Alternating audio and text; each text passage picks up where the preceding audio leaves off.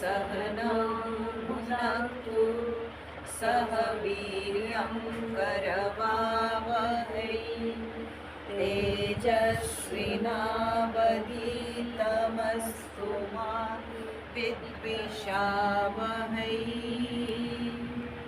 ॐ शान्ति शान्ति शान्तिः।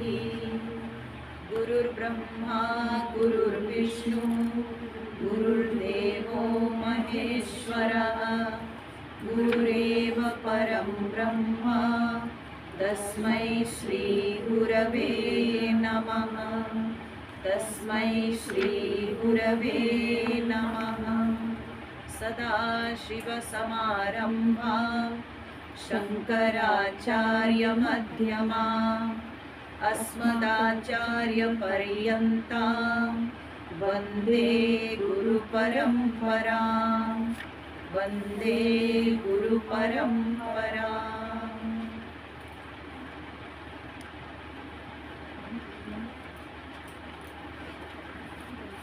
लोग पहले पाठ करेंगे।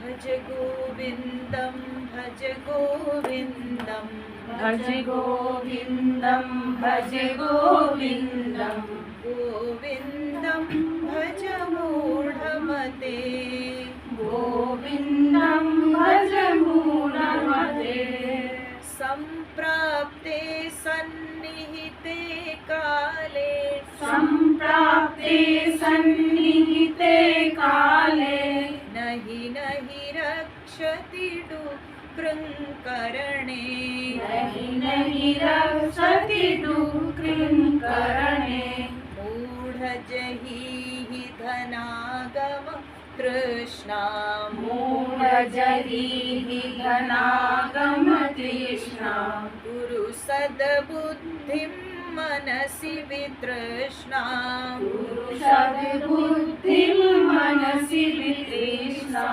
यल्लभसे निज कर्मोपात्तम् यल्लभसे निज कर्मोपातम् वित्तं तेन विनोदय चित्तम् वित्तं तेन विनोदय चित्तम् भज गोविन्दं भज गोविन्दं भज गोविन्दं भज गोविन्दं गोविन्दं भज मूढमते गोविन्दं भज मूढमते नारीस्तनभरनाभिदेशम् नारीस्तनभरनाभिदेशम् दृष्ट्वा मागा मोहावेशम् दृष्ट्वा मागामोहावेशम्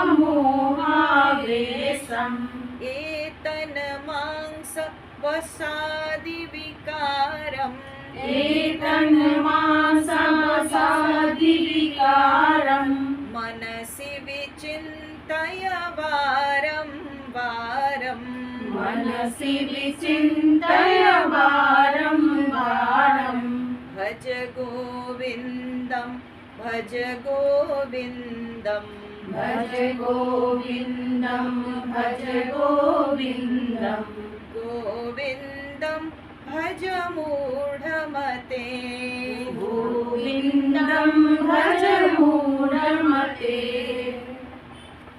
तो हम लोगों ने देखा पहले दो श्लोकों में आदिगुरु शंकराचार्य विद्वान वर्गों के लिए और जो लोग ऐश्वर्यकामी है उनके लिए अपने कड़वे शब्दों से उनके ऊपर एक प्रकार से मुद्गर प्रहार किए। पहला श्लोक में आदिगुरु शंकराचार्य उन विद्वानों के ऊपर मुद्गर प्रहार किए हैं शब्दों के द्वारा जो लोग अपने विद्या के बल से पद प्रतिष्ठा पाना चाहते हैं, तो ऐसे लोगों के लिए पहला श्लोक रहा। दूसरे श्लोक में भगवान शंकराचार्य जो ऐश्वर्य कामी है, जो धन कामी है, उन लोगों के लिए आदि गुरु शंकराचार्य जो है मुद्गर प्रहार किए और अपने शब्दों से असलियत में शंकराचार्य यहाँ पर किसी को कष्ट पहुंचाना नहीं चाहते हैं, बल्कि अपने शब्दों के द्वारा भगवान शंकराचार्य हम सबको सचेत कराना चाहते हैं। तो अब ये जो तीसरा श्लोक है, ये उन भोगियों के लिए है। यहाँ पर भोग माने क्या है? यहाँ पर भोग माने जो लोग इंद्रिय लिप्सु है, इंद्रिय भोग को महत्व देते हैं, जिन लोगों के अंदर काम की बड़ी लालसा है, जो लोग काम भोग को महत्व देते हैं, ऐसे लोगों के लिए भगवान शंकराचार्य यह तीसरा श्लोक दिए।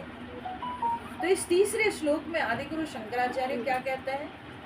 बोले नारी स्तन भर नाभि देशम दृष्ट्वा मागा मोहा वेशम।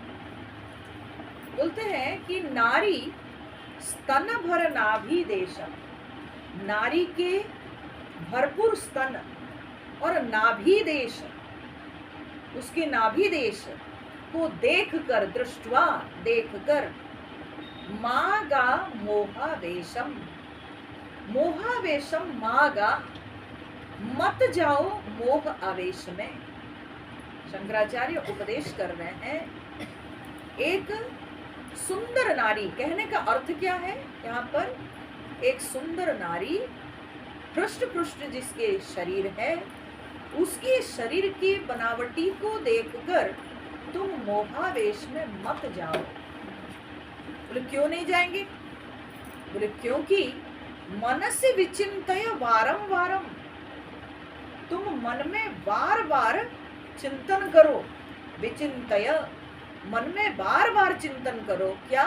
न एतन मांस वशादि विकारम, ये सब कुछ मांस वश का ही तो विकार है।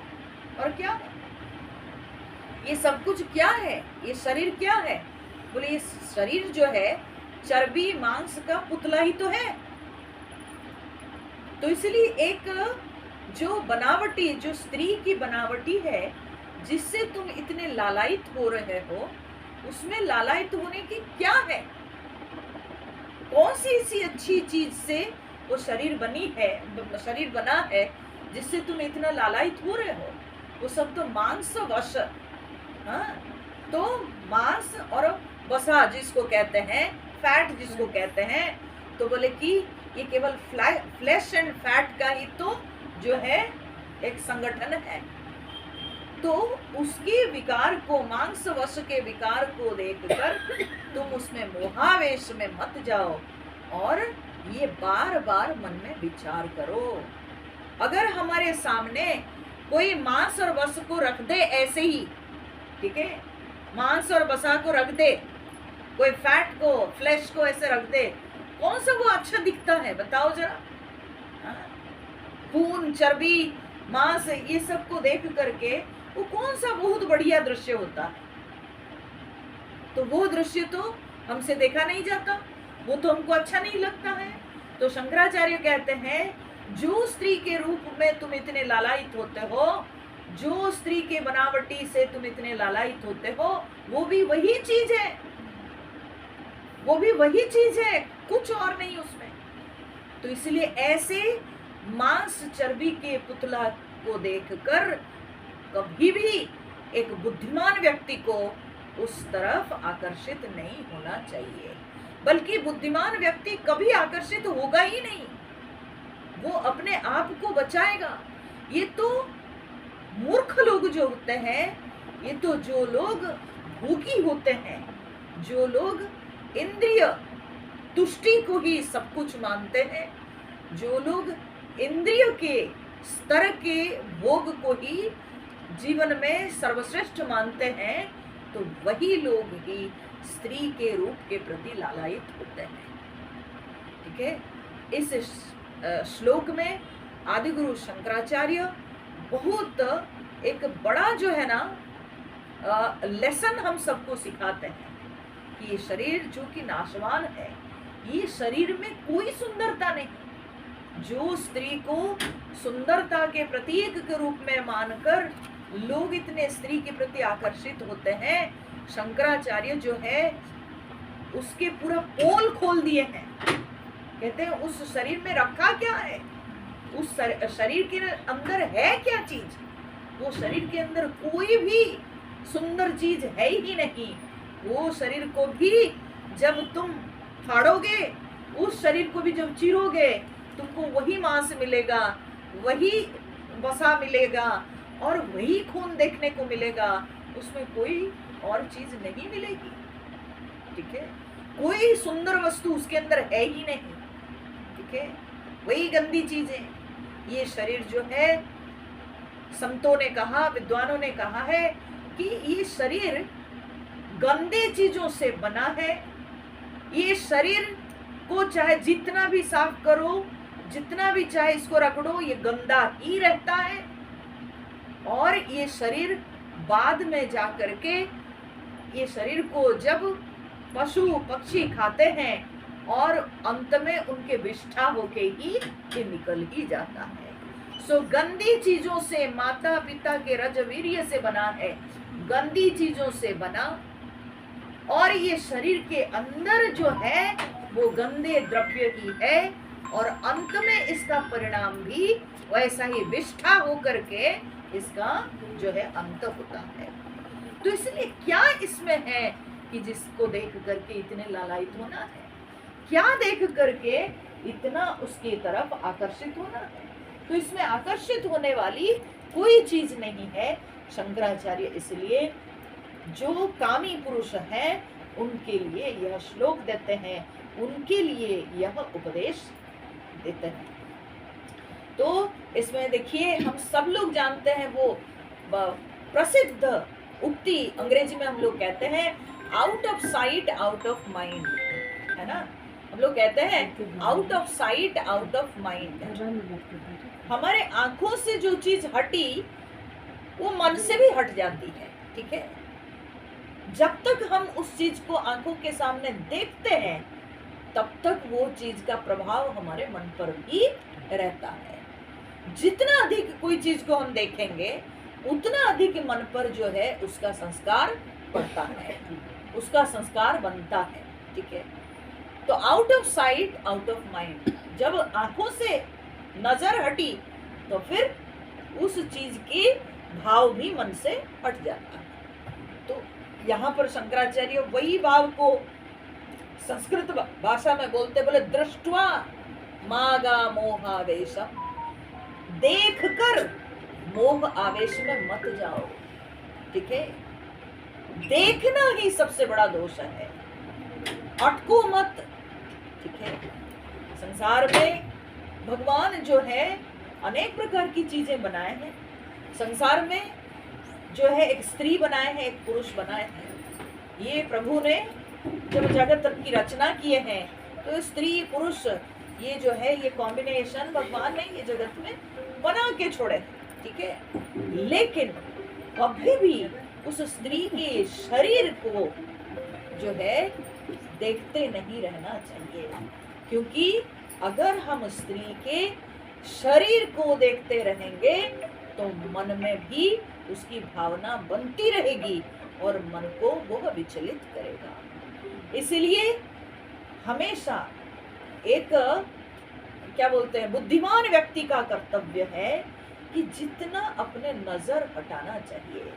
क्यों स्त्री के शरीर को हम बार बार देखते रहेंगे, क्यों उसके शरीर के आकार पर, उसके शरीर के जो है रूप के ऊपर हम इतना अधिक विचार करेंगे, जिससे कि मन के अंदर वही भाव घर बनाएगा, मन के अंदर उसी की वासना बनेगी और बाद में जा करके हमारे द्वारा कोई जो है गलती हो सकती। तो इसीलिए शंकराचार्य यहाँ पर उन कामी वर्गों के लिए, कामी पुरुषों के लिए यहाँ पर कहते हैं नारी स्तनभर नाभिदेशम दृष्ट्वा मागा मोहावेशम। देख कर मोहावेश में मत जाओ, कोशिश करो कि अपने आंखों को हटाने के लिए कोशिश करो। ये सब जो है नारी के रूप के ऊपर जो ध्यान देना, उसको अपने आप को उससे दूर रखने के लिए ये सबसे बड़ा कर्तव्य है।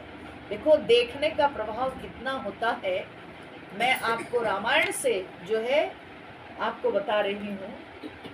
जब राम और रावण का युद्ध हो रहा था और उसमें रावण की बहुत सेना मर चुकी थी, ठीक है, रावण के बेटे भी मर चुके थे, कई बेटे मर चुके थे, और रावण अब जो है बड़ा विचलित हो गया था। तो ऐसे समय में उसको याद आई कि उसका भाई कुंभकर्ण सो रहा है। कुंभकर्ण तो 6 महीना सोता है, 6 महीना जागता है। तो उसका भाई कुंभकर्ण जो कि बड़ा बलवान है, वो सोया हुआ है। तो रावण जाकर के उसको बहुत प्रयास करके, क्योंकि ये तो इमरजेंसी थी ना, तो इसीलिए बहुत प्रयास करके उसको उठाया, ठीक है, उसको जगाया। तो जब कुंभकर्ण नींद से जगा तो तब उठ कर के वो बोला क्यों मेरे को जगाया। तो रावण उसको सारी बातें कह सुनाई, ठीक है। और जब सारी बातें कह सुनाई कि कैसे वो सीता को लेके आया और कैसे जो है शूर्पणखा के नाक कटी, सारी बातों को वो कह सुनाई। और वो सुनने के पश्चात जो है कुंभकर्ण थोड़ा आंख मूंद के विचार किया और विचार करके बोलता है कि जब आपको जगाना ही था मुझे, तो सीता के अपहरण करने से पहले थोड़ा मुझे जगाते, मुझे पूछते, मेरी सलाह लेते, लेकिन वो तो आपने किया नहीं। अब जब आपकी सेना खत्म हो चुकी है, आपके बेटे मर चुके हैं, आपके हाथ में कुछ रहा नहीं, तब मुझे उठा रहे हो। हाँ? इतना बड़ा पाप करके, इतना बड़ा अन्याय करके आप मुझे उठा रहे हो। हाँ? क्योंकि वो तो नींद से जगा था ना। जब हम लोग नींद से जागते हैं, हमारा मन बड़ा फ्रेश रहता है, हमारा मन साफ रहता है। तो इसीलिए कुंभकर्ण के अंदर सात्विक भाव दिखाई पड़ा उस समय। और वो तब कहता है कि जगदम्बा हरि आनी अब सठ चाहत कल्याण। कहता है रावण जगदम्बा रूपिणी सीता को हरण करके ले आने के बाद, अरे शठ, अरे मूर्ख, तुम अब कल्याण चाहते हो। हाँ?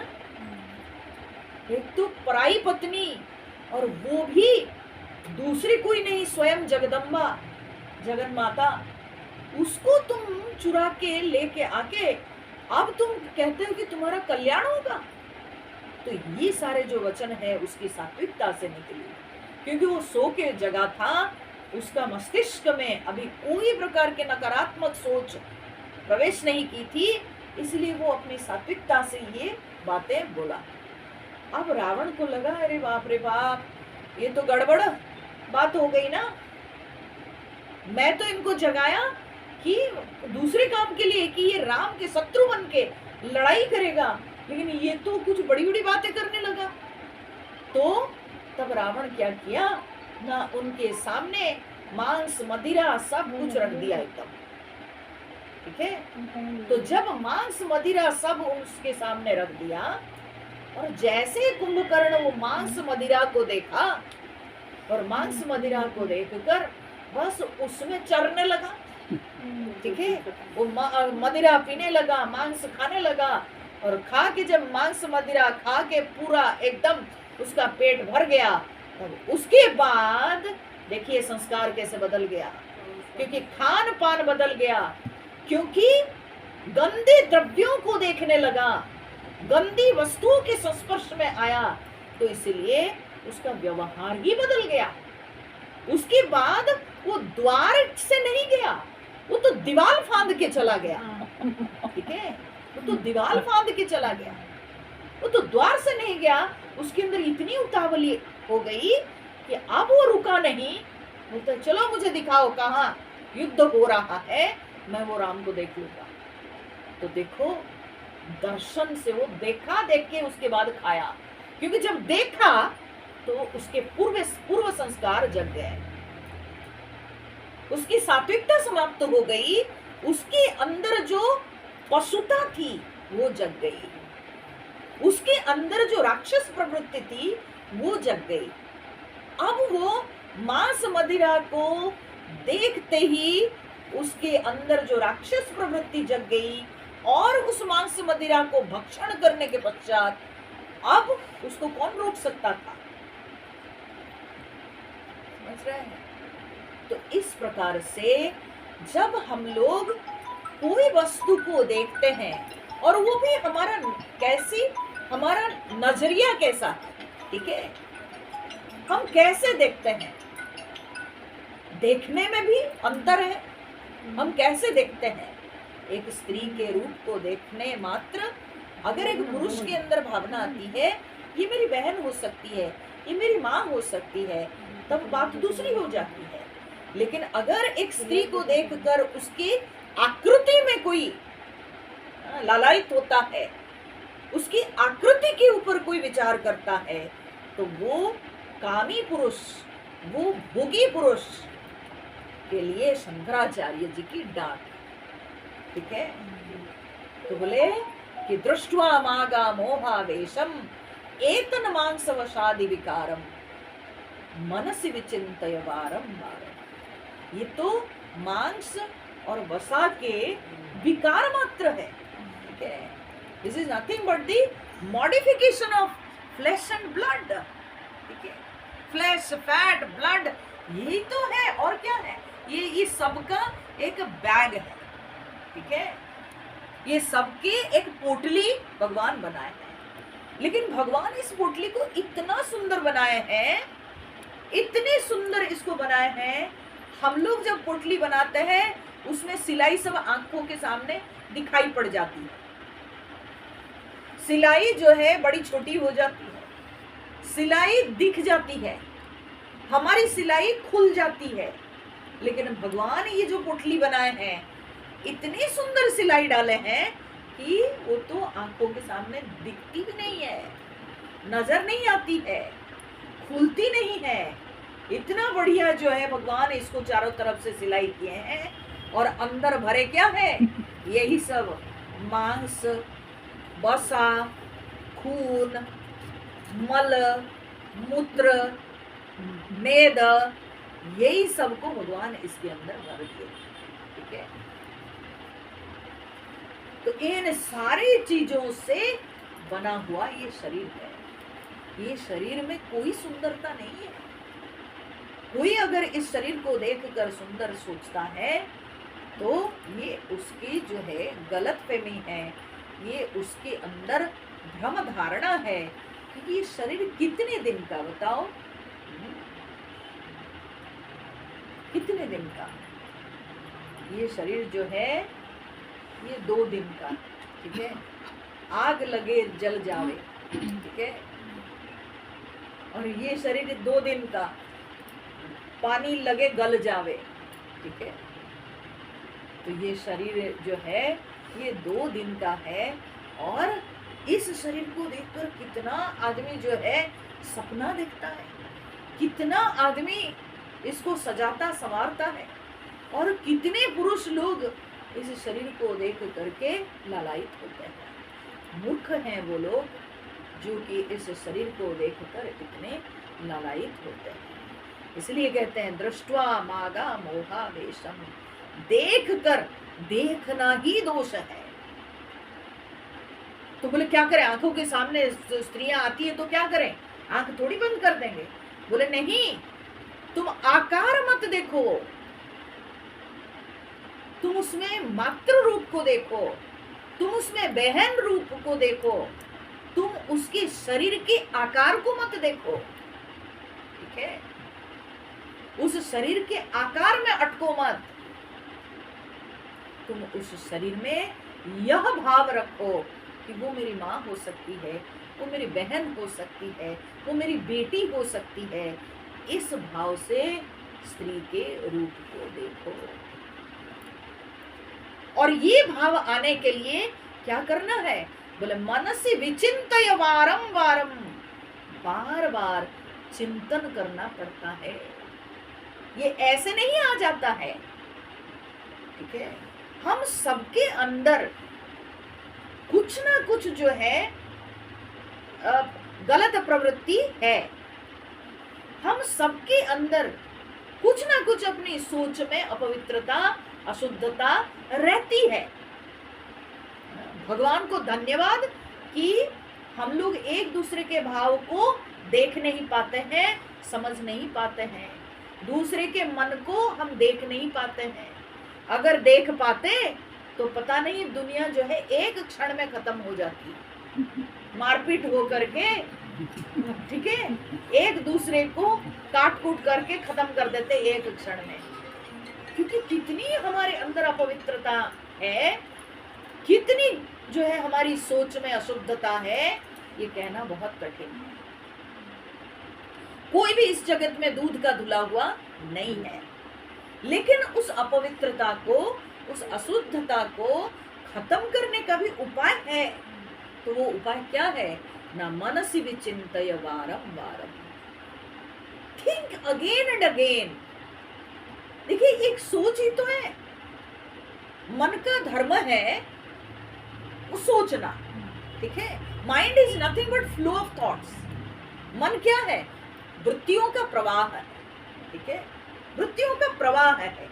कोई विचार टिकता नहीं है। तो अगर हम विचार में बदलाव चाहते हैं तो हम नकारात्मक या अशुद्ध विचार के बदले हम शुद्ध विचार को धारण करें, पवित्र विचार को धारण करें।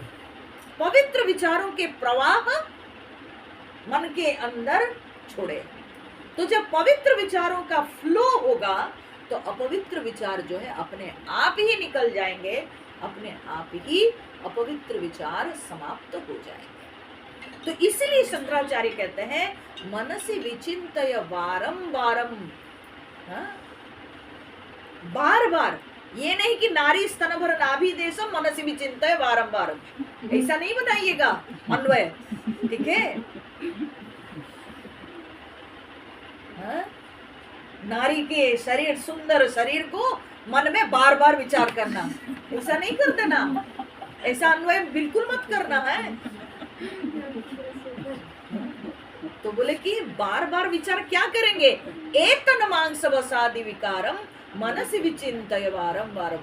अगर ऊपर को नीचे ले आएंगे, ठीक है ना, गड़बड़ ही गड़बड़ है, ऐसा नहीं करना है बिल्कुल, ठीक है।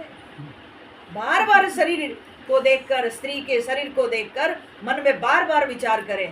बोले अरे बेवकूफ, उससे तो ऊपर उठना है, वो थोड़ी करना। तो इसलिए मन में बार बार विचार करना कि ये शरीर, ये सब गंदी वस्तुओं का एक थैला है और कुछ नहीं, ठीक है। असुंदर, अशोभनीय वस्तुओं के ये थैला है और कुछ नहीं। इस शरीर में कोई शोभा नहीं, और वो भी चंद दिनों के लिए ये शरीर सुंदर लगता है, फिर उसके बाद तो ये चमड़ी सब जो है ना सिकुड़ने लगती है और फिर शरीर गलने लगता है।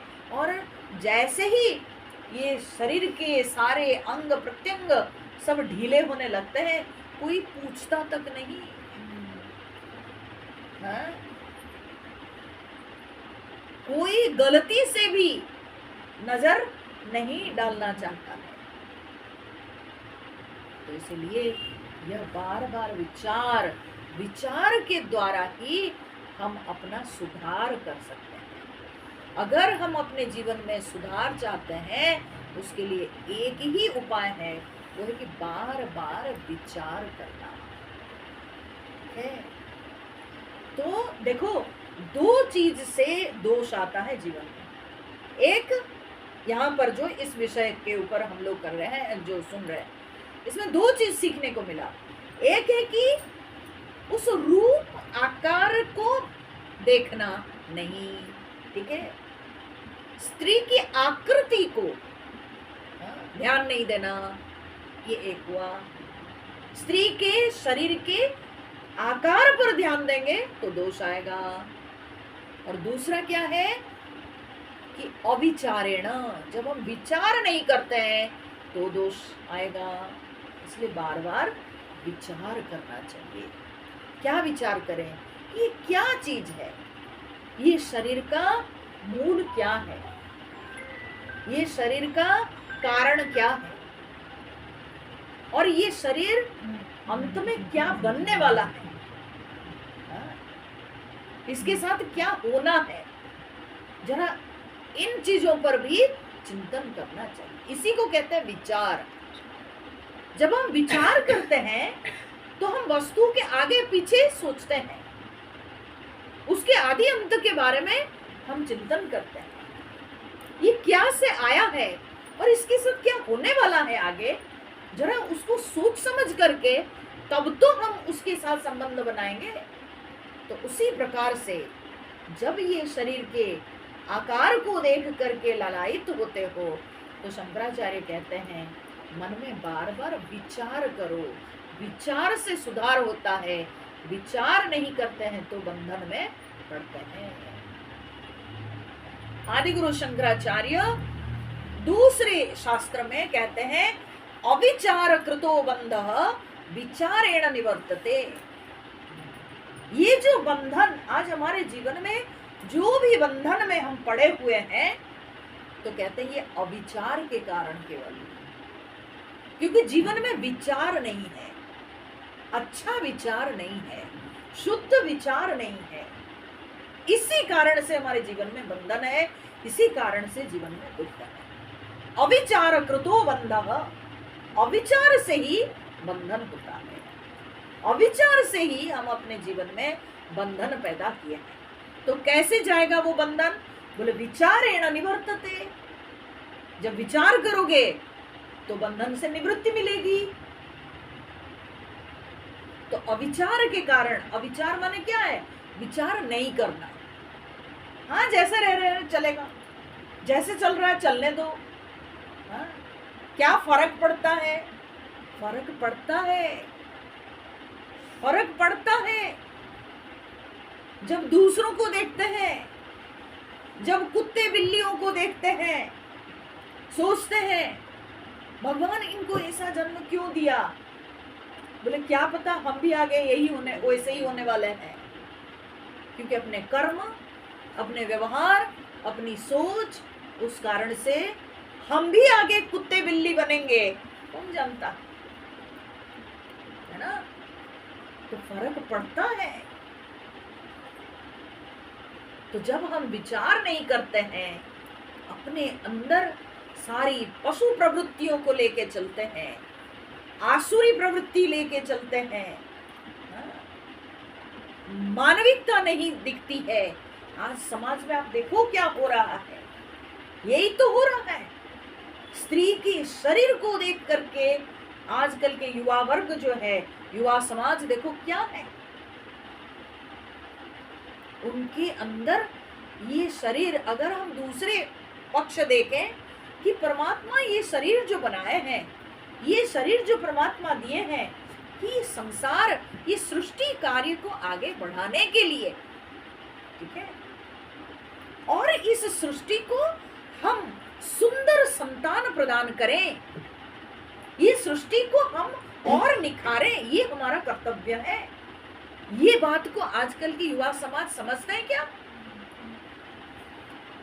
तो वे लोग केवल क्या है, शरीर के आकार को देख करके उसी में ललायित होते हैं और पशु के समान कार्य करते हैं। उनके जीवन में कोई संयम नहीं, कोई मर्यादा नहीं, सारी मर्यादा को तोड़ बैठते हैं और जो चाहे सो करते हैं, जैसे मन में आता है वैसे करते हैं। उसका परिणाम क्या है? ये समाज को राक्षस जैसे संतान मिलते हैं। क्योंकि माता पिता के अंदर वो राक्षस प्रवृत्ति है, माता पिता के अंदर केवल कामना है, कामना के अलावा उनके अंदर कोई शुद्ध विचार नहीं है।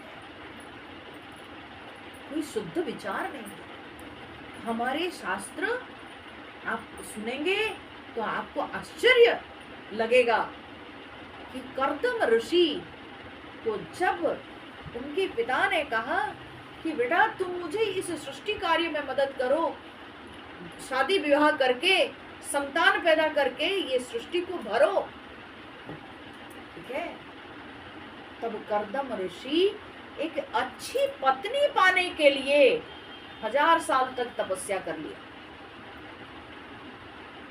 एक अच्छी पत्नी, संस्कारी पत्नी मिले तब ये संसार को अच्छे संतान मिलेंगे। तो ये संसार को सुसंतान देने से पहले एक सुंदर पत्नी होनी चाहिए, ठीक है?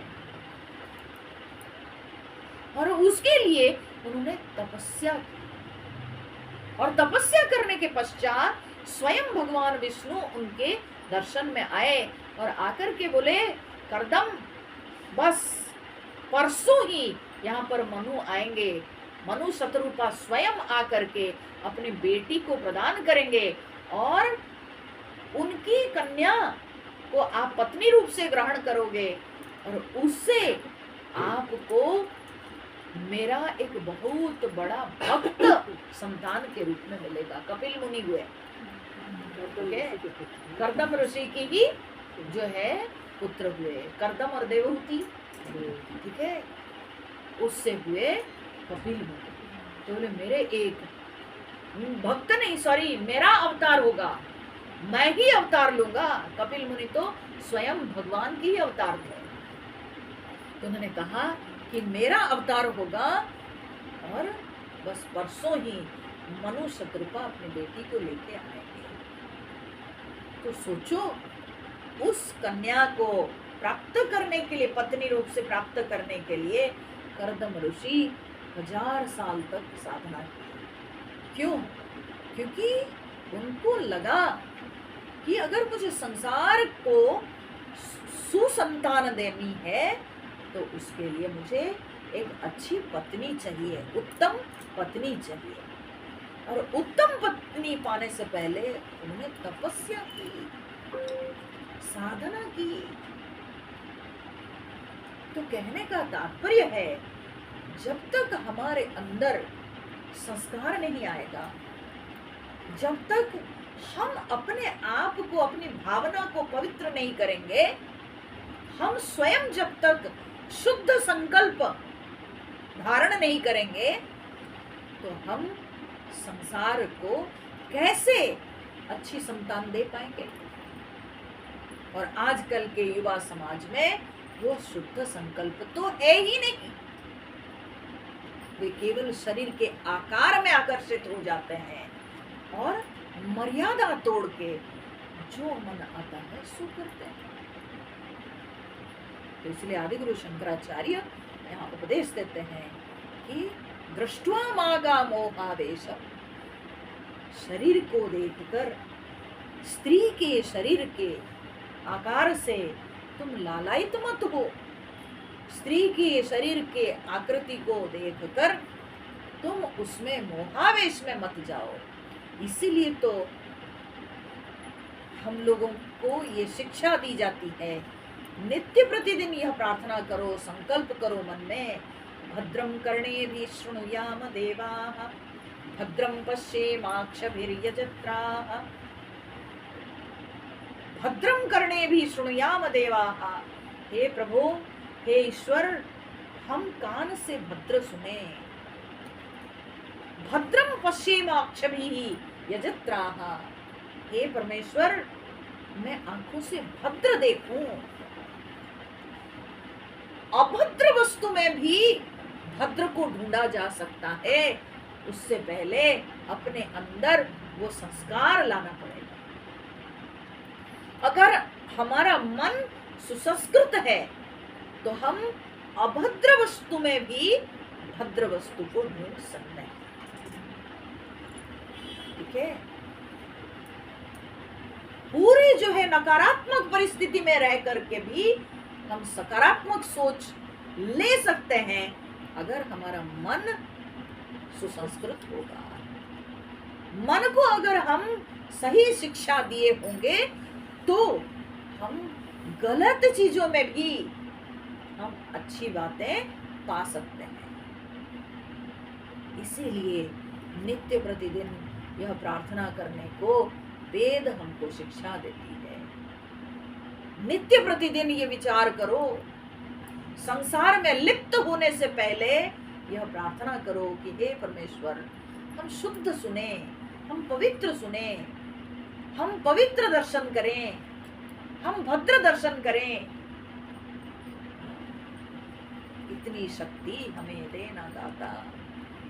हे प्रभु, ऐसी शक्ति दो कि अभद्र में भी हम भद्र का दर्शन करें, क्योंकि हम अभद्र को रोक नहीं सकते हैं। वो तो हमारी आंखों के सामने आ ही सकता है, कानों के सामने अभद्र शब्द आ सकते हैं, लेकिन उसमें भी हम भद्र ही लें। इसको कहते हैं सारग्राही। हम सारग्राही बने कि गलत चीजों से भी हम अच्छा निकाल लें। और उसके लिए करना क्या है? मनस्य विचिंतय बारंबार, बार बार चिंतन करना है। बार बार देखिए, चित्त शुद्धि के लिए ये सबसे श्रेष्ठ उपाय है, क्योंकि चित्त का धर्म चिंतन करना। तो चिंतन से हम चित्त को शुद्ध कर सकते हैं। तो जो अशुद्ध संस्कार पड़े हुए हैं जन्म जन्मांतर से, जो अशुद्ध वासनाएं सब पड़ी हुई है, उन वासनाओं को हम दूर कर सकते हैं, उन वासनाओं से अपने आप को मुक्त कर सकते हैं जब हम बार बार शुद्ध चिंतन करें। शुद्ध चिंतन के द्वारा मन के अंदर जो अशुद्ध भाव है वे दूर होते हैं। नहीं तो पता नहीं दुनिया में क्या क्या हो जाती है, कितनी गंदे स्तर पे कभी कभी व्यक्ति उतर जाता है। तो जिह्वा में कहने से जिह्वा गंदी हो जाएगी, जिह्वा गंदी हो जाएगी। एक ही घर में कितनी प्रकार के पाप होता है, कितनी प्रकार के विघटन होता है। ठीक है, सोचिए, अपनों के बीच में एक स्त्री सुरक्षित नहीं रहती है, अपने ही घर में एक स्त्री सुरक्षित नहीं रह पाती है। क्या कारण है? ये कारण है अशुद्ध विचार, अशुद्ध भावना। तो इसलिए इस अशुद्ध भावना को शुद्ध भावना से हम धीरे धीरे दूर करें। इसलिए शंकराचार्य कहते हैं कि वो स्त्री के शरीर में अटको मत, मनसि विचिंतय वारम वारम, बार बार मन में चिंतन करो। चिंतन, चिंता नहीं, चिंतन करो। चिंता नहीं, चिंता करने से व्यक्ति कमजोर हो जाता है। चिंता तो एक रोग है, ठीक है। चिंता से हम रोगी हो जाते हैं, चिंता से हमारी शोभा खत्म हो जाती है, चिंता से शरीर में झुर्रियां पड़ जाती है। चिंता नहीं करनी है, चिंतन करना है। जब हम चिंतन करेंगे तो तब अपने मुख में जो है सुंदर शोभा आ जाती है। ठीक है, चिंतन करने से मन साफ होता है, और जिसका मन साफ है वो व्यक्ति का शरीर भी साफ रहता है, और उस व्यक्ति का शरीर निरोगी भी रहता है, स्वस्थ भी रहता है। इसलिए चिंता नहीं, चिंतन करना चाहिए। चिंतन क्या है? बोले चिंतन जो शास्त्र में जो वचन दिए गए हैं, शास्त्र में जो वाक्य दिए गए हैं, उस पर विचार करना चाहिए। क्या शास्त्र में कहा गया है इस शरीर के ऊपर, थोड़ा इसके ऊपर चिंतन करते हैं। शरीर शब्द का अर्थ क्या है? शीर्यमाणम, शरीरम। जो शीर्यमाण है अर्थात जो गलने वाला है, जो गल जाएगा, जो नष्ट हो जाएगा, जो टिकाऊ नहीं है। आप लाख कोशिश करो, कितना इसको सजाते हैं, संवारते हैं, हाँ? कितने इसके लिए हम विटामिन टैबलेट्स खाते हैं, क्या क्या हम नहीं करते हैं। लेकिन क्या जो लोग, हाँ, डॉक्टर के घर के हैं, जो लोग बहुत अच्छे अच्छे विटामिन टैबलेट्स खाते हैं, जो लोग अपने इस शरीर को बड़े सजाते हैं, संवारते हैं, बड़े मेकअप होके निकलते हैं, क्या उनके शरीर नष्ट नहीं होता है? हाँ?